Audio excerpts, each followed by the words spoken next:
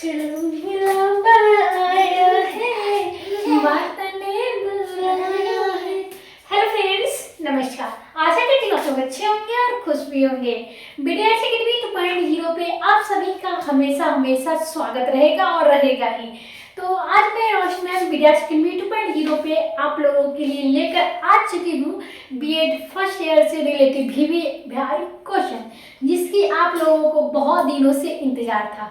तो आज मैं आप लोगों को बताने वाली हूँ कि आज आप लोगों को लास्ट कोर्स होने वाला है, क्योंकि आप लोगों का जो कोर्स है लास्ट वो कौन सा है, EPC 3 है।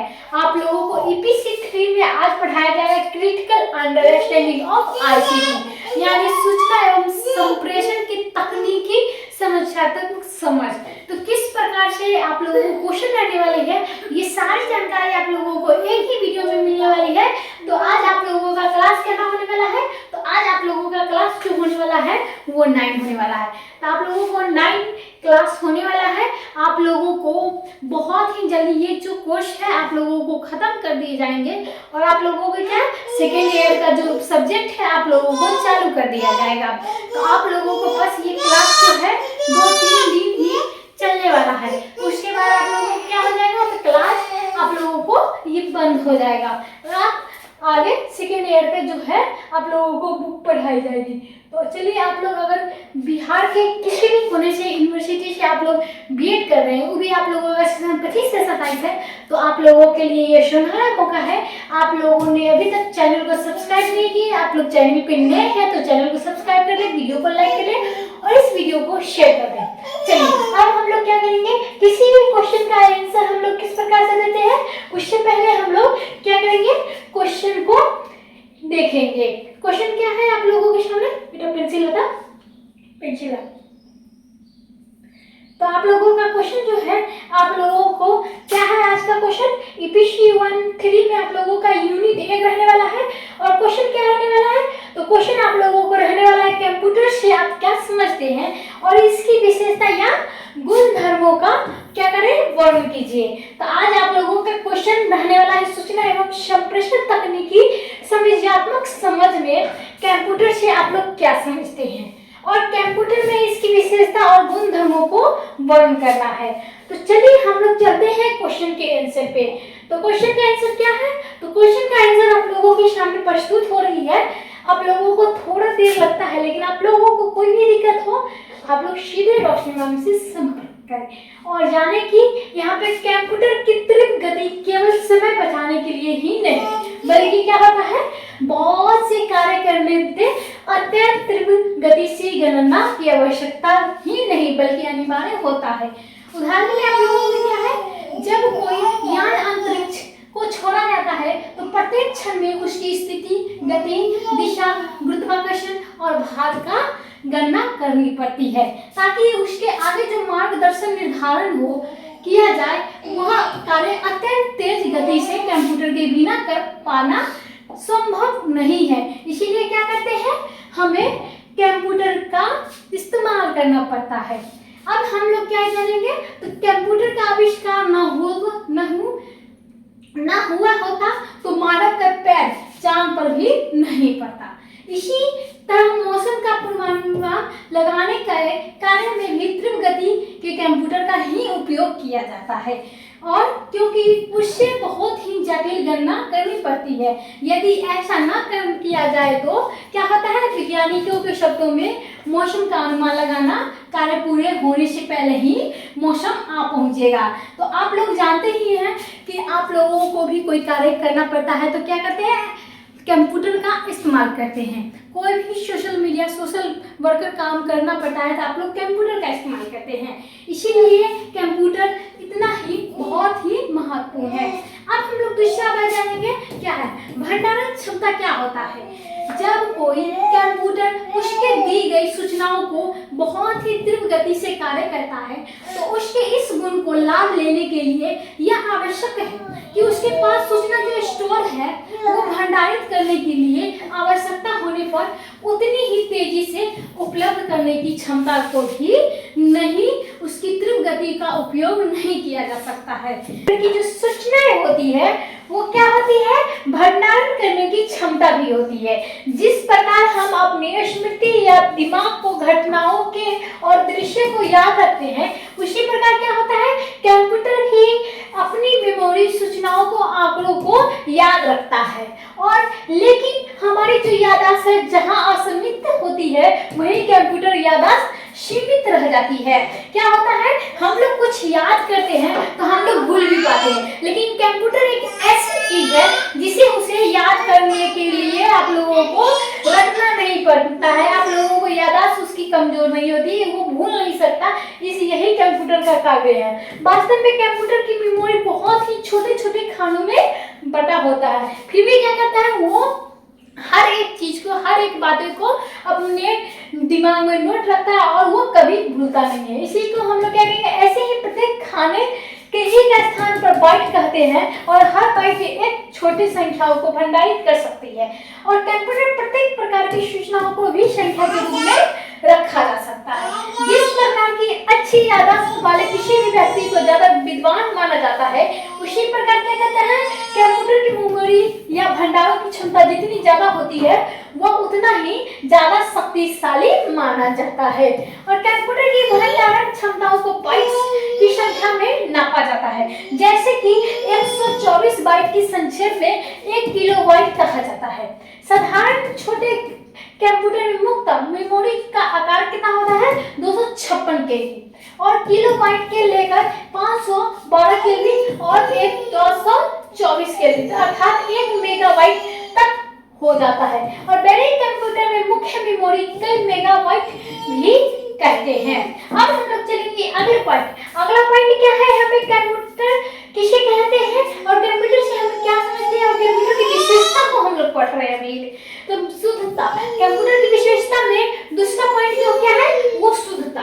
कंप्यूटर की एक बड़ी विशेषता यह है कि वो उसके द्वारा किए जाने वाले कार्य को भी शुद्धता की हद बहुत ऊंची होती है। और दूसरे शब्दों को कल विश्वविद्यालय जो होती है वो क्या होती है, इतनी अधिक होती है कि गलती होने पर भी संभावना लगभग शून्य है।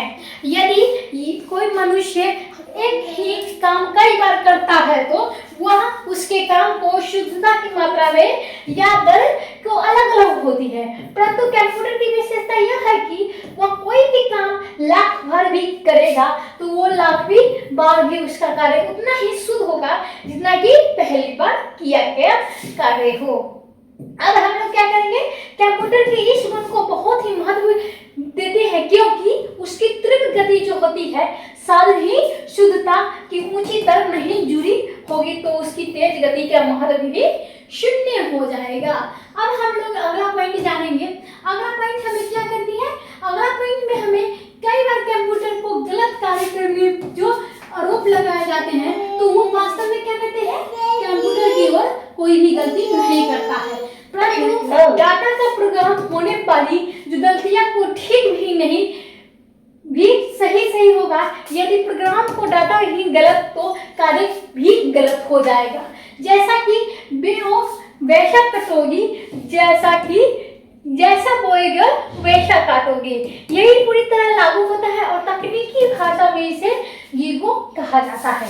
और अगला पॉइंट क्या है, तो विशेषता और कंप्यूटर की विशेषता में हमें अगला पॉइंट पढ़ना है स्वचालन। स्वचालन आखिर होती क्या है, तो कंप्यूटर का एक बड़ा गुण जो अन्य मशीनों द्वारा अलग करता है और उसकी संचालन गुण को भी दूसरे मशीनों जैसा कैलकुलेटर, टाइपराइटर आदि के कार्य भी करते हैं। और हमारी संक्षेप की जो आवश्यकता होती है वो बार बार पढ़ना हर समय पड़ती है। और किंतु कंप्यूटर की विशेषता यह है कि एक बार आवश्यकता आदेश दिए जाने के बाद बाहरी निर्देश न मिल जाए तो कंप्यूटर की इस विशेषता को लाभ सभी कार्य को उठाया जाता है। वास्तव में हम लोग बात कर लेते हैं तो कंप्यूटर का सारा काम ही उसके दिए जाते हैं, निर्देश आधार पर चलता है क्योंकि वह आप ही सारा कार्य करता रहता है। क्या करते हैं, तो अगला पॉइंट है हमारे सामने जो आप लोगों को विशेषता का जो चौथा पांचवा पॉइंट है जो है सार्वभौमिकता। आजकल हम देखते हैं कि हजारों प्रकार के कार्य कंप्यूटर द्वारा किए जाते हैं। हालांकि इसका अर्थ यह नहीं है कि कंप्यूटर हर कार्य को कर सकता है। अब हम लोग क्या करेंगे, कंप्यूटर हर कार्य को कर सकता है। अगला पॉइंट हमें एक एक करके बतलाया जाएगा। वास्तव में जो कोई भी छोटे से छोटा बड़ा या कंप्यूटर केवल 5 प्रकारों की मामूली कार्य ही कर पाता है। अब हम लोग क्या करेंगे, मामूली 5 कार्य है उसको हम ये लोग यहाँ पे प्रस्तुत करेंगे, जिससे क्या होता है, कोई भी सूचना संकलन को पढ़ना। दूसरा क्या है, अपनी सीपीयू डाटा को इधर उधर ले जाना। तीसरा कार्य क्या है, गणितीय क्रियाओं को जोड़ना, घटाव, गुणा करना और भाग करना। इसी को पांच कंप्यूटर का छोटा जितना जो केवल 5 प्रकार के मामूली कार्य है उसके बारे में हम लोग बात कर रहे हैं। दो संख्या को आपस में तुलना करना, और पांचवा क्या है, कोई भी सूचना या संख्या को दिखाना या छिपाना। कंप्यूटर में जो बड़े बड़े कार्य करते हैं वो दिखाई देते हैं, वास्तव में वो सभी इन्हीं 5 प्रकारों के जो कार्य होते हैं। यदि किसी भी कार्य को 5 प्रकार के कार्य को बांटकर लिख सकते हैं तो अवश्य ही उस कार्य को कंप्यूटर द्वारा किया जा सकता है।